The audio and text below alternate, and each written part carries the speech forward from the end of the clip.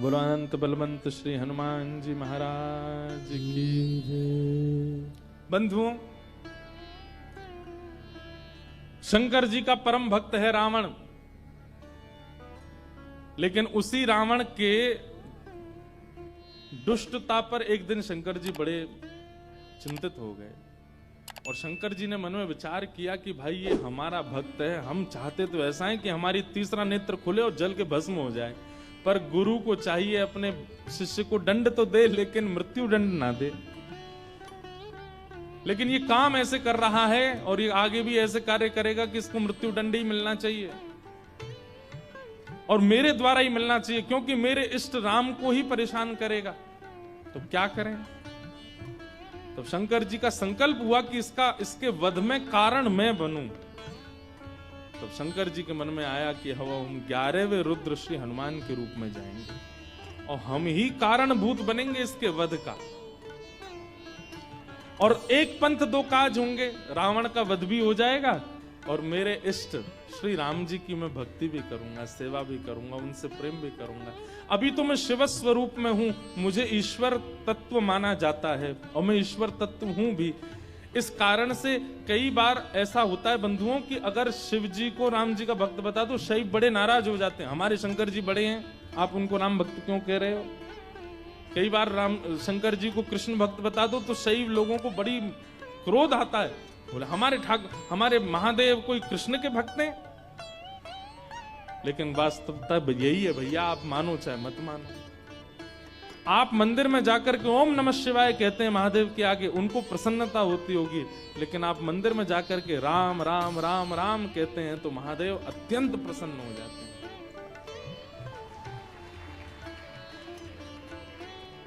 सहस्त्र नाम तत्तुल्यम राम नाम वरानने। हजारों बार कोई राम नाम कहता है तब राम नाम को सुनने के लिए महादेव स्वयं प्रकट हो जाते हैं। कृष्ण नाम सुनकर के स्वयं प्रकट हो जाते हैं महादेव। तो महादेव ने विचार किया कि मेरे इष्ट की सेवा भी हो जाए और ये दुष्ट रावण का वध भी कारण मैं बनूं। तब महादेव ने विचार किया और ऋषियों से कहा कि भाई ऐसा हमारा मन का विचार है कि हमारा ही तत्व जावे पृथ्वी पर और राम जी की सहायता करे रावण वध में और राम जी की सेवा आराधना भी कर ले। तब ऋषियों ने कहा महाराज, इस धराधाम पर पृथ्वी पर आपके तेज को धारण करने की सामर्थ्य किसी स्त्री में नहीं है, कौन धारण करेगा। तब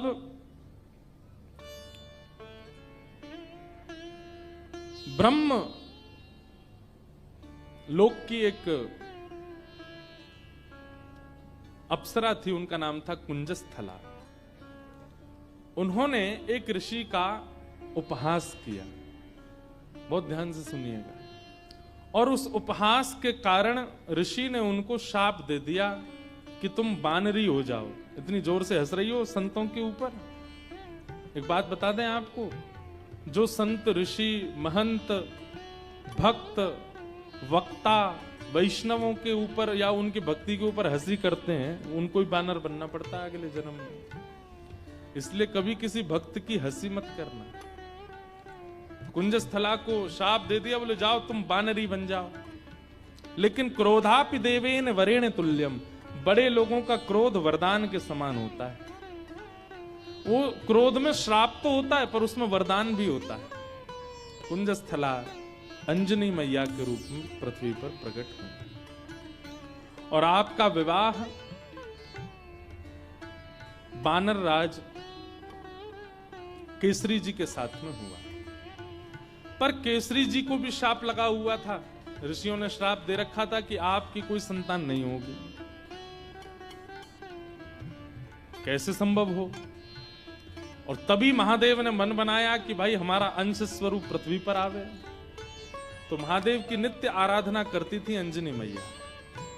ऋषियों ने अंजनी मैया को चुना, बोले यही हैं जो महादेव के तेज को, महादेव के बल को, महादेव के जो आत्म तत्व है उसको भीतर स्वीकार कर सके। इनका तप अद्भुत है। और क्यों ना हो, विवाह के उपरांत भी ब्रह्मचारिणी थी, अंजनी मैया। बहुत ध्यान से सुनिएगा। एक दिन पर्वत पर बैठ करके अंजनी मैया महादेव की उपासना कर रही थी, तभी उनको स्पर्श का अनुभव हुआ। तुरंत अंजनी मैया ने नेत्र खोल करके कहा, मैं शाप दे दूंगी, कौन है, मेरा स्पर्श करने की हिम्मत किसने की। तभी पवन देव प्रकट हो गए और पवन देव ने कहा कि मां मुझे क्षमा करें, पर मेरा स्पर्श का अधिकार सबको है, मैं सबको स्पर्श कर सकता हूं, मेरा स्पर्श अपवित्र नहीं होता। इस पृथ्वी पर चींटी से लेकर के हाथी तक कोई भी नहीं है जो मेरे स्पर्श से वंचित रहता हो, इसलिए आप बिल्कुल मुझे शापित मत कीजिए, मेरा स्पर्श करने का अधिकार तो सबको है। अंजनी मैया बोली, तो फिर मेरा विशेष स्पर्श क्यों किया आपने। तब उन्होंने पूरी बात बताई। बोले कि मां, महादेव की इच्छा है कि उनका तत्व प्रकट हो। मोहिनी रूप को देख करके महादेव इतने प्रसन्न हो गए कि प्रेमाश्रु के साथ उनका समस्त बल पृथ्वी पर झरने लगा, जिसके रूप में पृथ्वी पर विविध रत्न प्रकट हो गए, हीरे, सोने, चांदी, ये सब महादेव के प्रेमाश्रु से प्रकट हुए हैं। और उन्हीं प्रेमाश्रुओं को कई ऋषियों ने अपने अपने प्रेम पुटों में धारण किया। उन्हीं में से एक बिंदु मुझे प्राप्त हुआ और मुझे ऋषियों की आज्ञा हुई कि मैं आपके अंदर उसको व्यवस्थित कर दूं, ताकि महादेव का जो 11वां रुद्र स्वरूप है वो आपसे प्रकट हो। इसलिए मैंने आपके स्पर्श करके आपके करण पुट से महादेव का वह योग बल आपके भीतर व्यवस्थित किया है। अब आप जल्दी ही एक दिव्य भक्त, दिव्य बलवंत और दिव्य श्रेष्ठ बालक को जन्म देंगे। कितने पिताजी हनुमान जी के?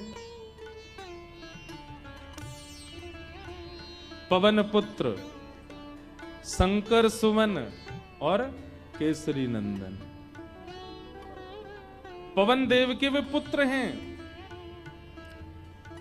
हनुमान जी के शंकर, अब यहां पर ऋषियों का, संतों का शंकर स्वयं केसरी नंदन, शंकर स्वयं ही आए हैं। और शंकर सुवन यानी कि उनके पुत्र हैं। किसी का भाव ऐसा भी है कि भाई स्वयं शंकर जी के पुत्र कैसे हो सकते हैं, स्वयं शंकर जी आए तो इसलिए शंकर स्वयं केसरी नंदन। अब जो भी बात हो, इसका विवाद तो बड़े लोग ही करते रहे, हम तो बालक हैं, हम तो जैसा मिले गाते रहेंगे, आनंद करें सब। 3 पिताजी हैं।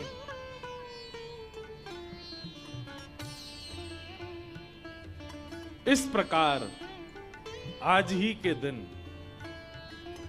अंजनी मैया के दिव्य कोख से दिव्य तेज प्रकट हुआ और पृथ्वी पर प्रकट हुए इस पृथ्वी के रक्षक, भक्तों के रक्षक, दानवों का दलन करने वाले प्रभु श्री राम के अनन्य भक्त पवन पुत्र श्री हनुमान जी महाराज की जय हो, जय हो, जय हो। श्री हनुमान जी का प्रादुर्भाव हुआ, तीनों लोकों में डुमडुमियां बजने लगी, देवता सब आनंदित हो गए, सब सुरक्षित अनुभव करने लगे। क्यों? बोले अब हमारी रक्षा करने वाले आ गए। श्री हनुमान जी महाराज का प्रादुर्भाव हुआ। देवताओं ने आकर के सबने उनको बल प्रदान किया। किसी ने बल प्रदान किया, किसी ने गदा प्रदान की, किसी ने बुद्धि प्रदान की, किसी ने मेधावी। इस प्रकार से सब देवताओं ने आकर के हनुमान जी महाराज को दिव्य दिव्य तेज प्रदान किया। पर भैया एक बात सुनिएगा, हनुमान जी महाराज के पास एक भी वस्तु ऐसी नहीं है जिसकी कमी हो। वो भले ही बानर थे, पर बानर रूप में भी इतने सुंदर थे कि उनको देखने के लिए राम जी लालायित रहते थे कि कोई हनुमान जी को मेरे सामने बैठा दो। आज भी अनेक हनुमान मंदिरों में आप देखेंगे हनुमान जी के सामने ही राम जी बैठे होंगे। प्रियतम को सामने बैठाया जाता है, भले ही भक्त हैं हनुमान जी, लेकिन राम जी को उनका दर्शन इतना अच्छा लगता है, पूरा विश्व राम जी को देखता है, पर राम जी हनुमान जी को देखते हैं। और इस सुंदरता का कारण क्या है कि हनुमान जी में इतनी योग्यताएं हैं, पर सारी योग्यताएं भक्ति से ढकी हुई है। हम लोग कैसे हैं? हमारी सारी योग्यताएं प्रकट रहती हैं। कोई व्यक्ति अगर बहुत बुद्धिमान होता है ना, उसके रूप से ही पता चल जाता है कि बहुत बुद्धिमान है। ये देखो हनुमान जी डोल रहे हैं, बाय आ जाओ। आ जाओ मंच पे आ जाओ। ये देखो पूंछ से लपेट दो एक आध पंडित जी को। अनंत बलवंत श्री हनुमान जी महाराज की। यहाँ बैठ जाओ आगे, ये स्पीकर के आगे बैठ जाओ। हाँ बैठ जाओ। हनुमान जी बेचारे दांत नहीं है इनके, बैठ जाओ। खड़े रहोगे थक जाओगे। हे हनुमान जी बैठ जाओ, पूंछ संभाल के। गदा नीचे धर दो, गदा नीचे रख दो, थक जाओगे। बस ऐसी कथा सुनते रहो। बोलो हनुमान जी महाराज की जय। तो हनुमान चालीसा करके ही जाना सब लोग, उससे पहले मत चले जाना। हम लास्ट में ही करेंगे कि आप चले नहीं जाओ। आपसे पहले तो हमको जाना है। पर तो क्या बता रहा था मैं? हाँ, हनुमान जी में सारे गुण हैं। अष्ट सिद्ध नवनिधि के दाता, असवर दीन जानकी माता। अष्ट सिद्ध नवनिधि के दाता, अष्ट सिद्धियां हैं, नवनिधियां हैं। महाराज हम पे तो एक सिद्धि आ जाए, सिद्धि नहीं भी आवे तो हम लोग फूले नहीं समाते। उन पे तो 8 सिद्धियां हैं, 9 निधियां, पर फिर भी हनुमान जी महाराज इतने दीन कैसे? भक्ति। किसी का ज्ञान प्रधान होता है, किसी का स्वरूप प्रधान होता है, किसी की योग्यताएं प्रधान होती है, पर हनुमान जी महाराज ने सबको गौड़ करके अपने भक्ति को प्रधान रखा। अच्छा एक बात बताएं, हनुमान जी का एक गुण है, बहुत ध्यान से सुनिएगा। हम सब में कोई योग्यता आ जाती है, जैसे किसी को गाना आ जाए, किसी को बजाना आ जाए, किसी को नाचना आ जाए, तो अपने उस गुण के स्वामी हम खुद बन जाते हैं। जो भी गुण है हमारे अंदर, उस गुण के स्वामी कौन है? हम खुद बन जाते हैं। पर हनुमान जी ने अपने सारे गुणों का स्वामी राम जी को बना दिया। मेरे अंदर बल भी है तो राम जी की कृपा, मेरे अंदर बुद्धि भी है तो राम जी की कृपा, मेरे अंदर योग्यताएं भी हैं तो राम जी की कृपा। मैं सब जानता हूं पर अपने मन से कुछ नहीं करूंगा, राम जी कहेंगे तो ही करने जाऊंगा, तो ही करूंगा। पर हम लोग कैसे हैं? सारे गुणों को, सारी श्रेष्ठताओं को अपने ऊपर ले लेते हैं, इसलिए हम लोगों का उससे कल्याण नहीं होता है। उससे कहीं ना कहीं हमारा मन विक्षिप्त रहता है। एक लीला सुना करके फिर हनुमान चालीसा गाते हैं। ठाकुर जी भी आ गए हैं। जैसे किसी की विदाई होती है तो कोई बहुत रोता है ना, तो उसको अंदर कमरे में ले जाके समझाते हैं। ऐसे विचार के समझा बुझा के लाए, बोले फिर आएंगे कोल्हापुर में, फिर भक्त चरित्र होगा, आप चल दो, ऐसे मत करो।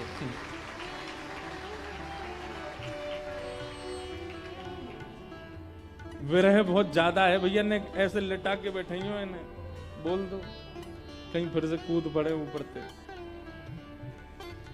तो एक लीला सुनिए सब लोग, इधर देखो, उसके बाद हम कथा विश्राम करेंगे। हनुमान जी लौट रहे थे लंका से, पुष्पक विमान में राम जी के साथ बैठे थे।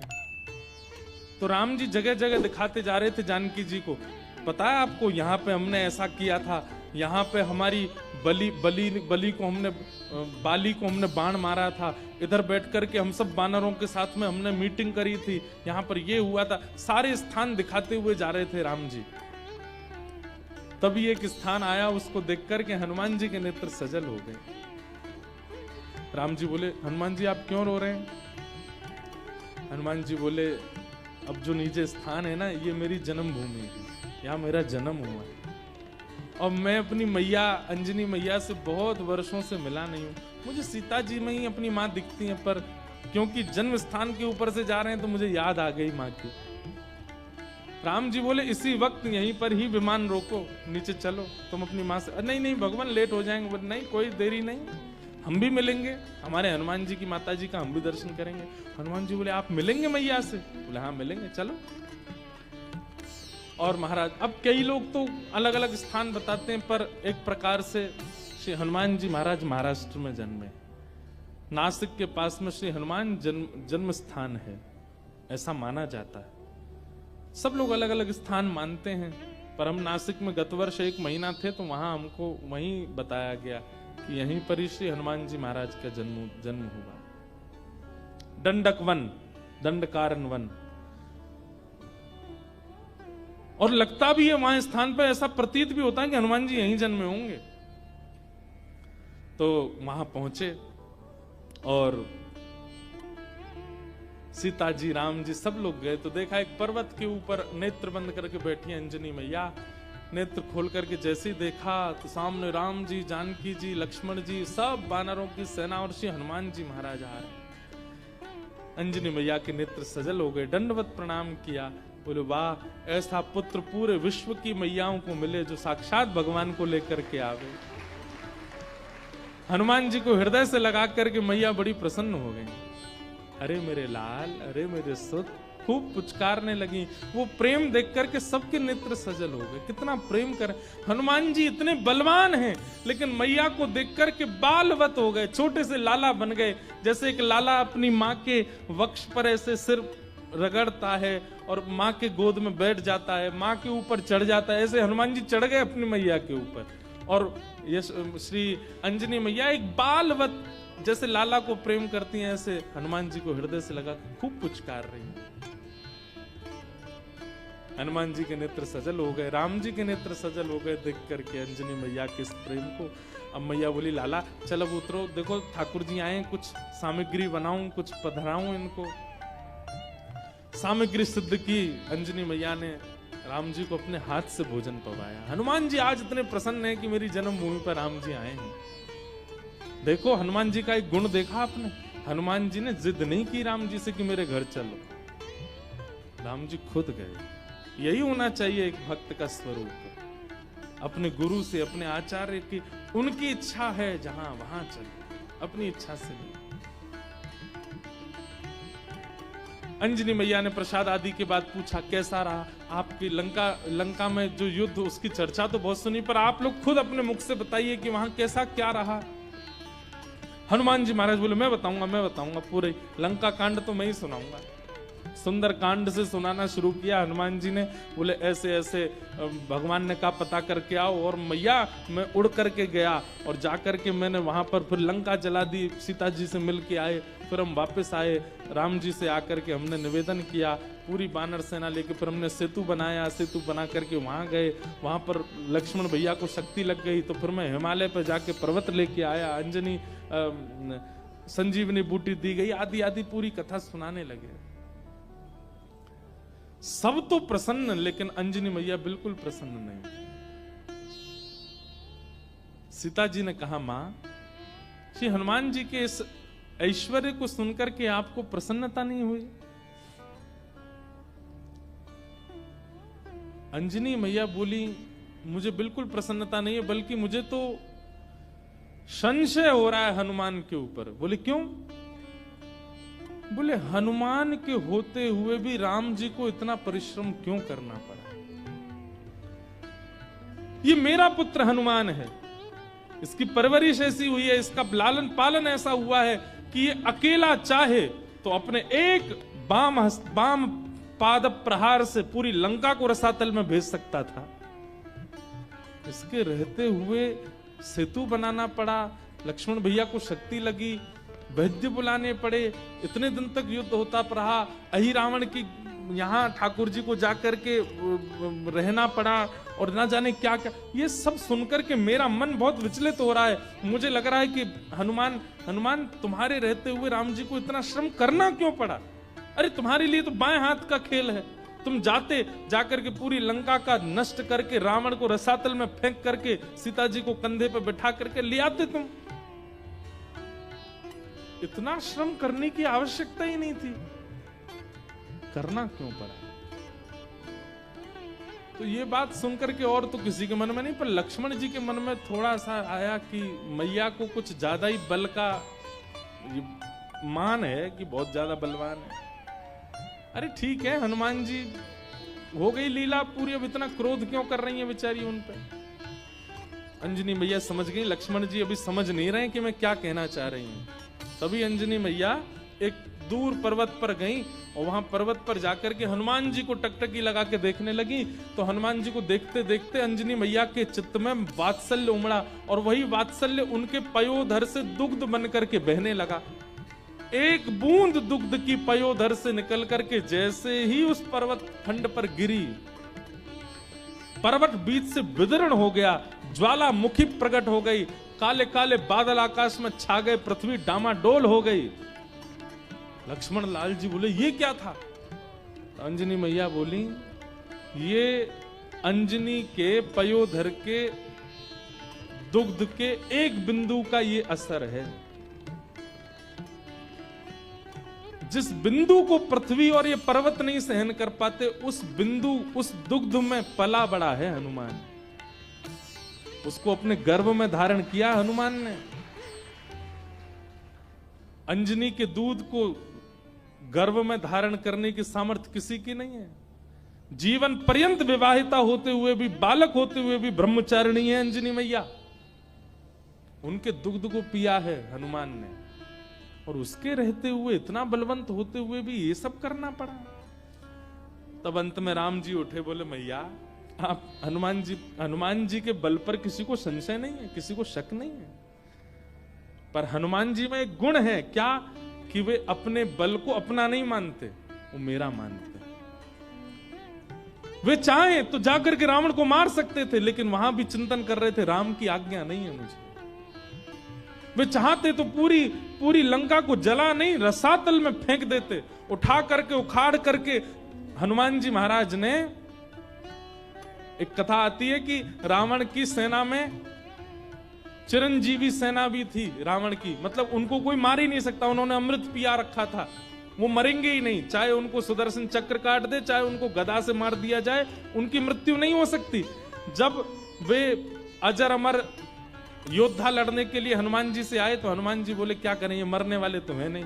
तो हनुमान जी ने अपनी पूंछ पर लपेट करके इतनी वेग से उनको आकाश के ऊपर भेजा कि जहां गुरुत्वाकर्षण, पृथ्वी का गुरुत्वाकर्षण होता है ना, कोई भी चीज ऊपर फेंको नीचे गिरती है, तो कुछ समय बाद गुरुत्वाकर्षण खत्म हो जाता है। हनुमान जी ने उन सबरे चिरंजीवी योद्धाओं को अपनी पूंछ में लपेट करके इतनी जोर से ऊपर फेंका कि गुरुत्वाकर्षण की सीमा से ऊपर चले गए। आज तक आकाश में ही घूम रहे हैं वे लोग, लौट के नहीं आ पाए पृथ्वी पर। तो श्री हनुमान जी महाराज के बल में किसी को संशय नहीं है, पर राम जी कहते हैं तब प्रताप रघुनाथ, वो अपने प्रत्येक बल को मेरा प्रताप मानते हैं। मेरी आज्ञा नहीं थी रावण को मारने की, मेरी आज्ञा नहीं थी लंका को रसातल में फेंकने की। अगर आज्ञा होती तो ये सब करने की आवश्यकता नहीं थी। अकेला हनुमान जाकर के सब क्रिया कर सकता था, लेकिन आप सौभाग्यशाली हैं मैया, आपका लाला इतना बलवंत, इतना बुद्धिवंत, इतना योग्य होते हुए भी मेरे अधीन रहता।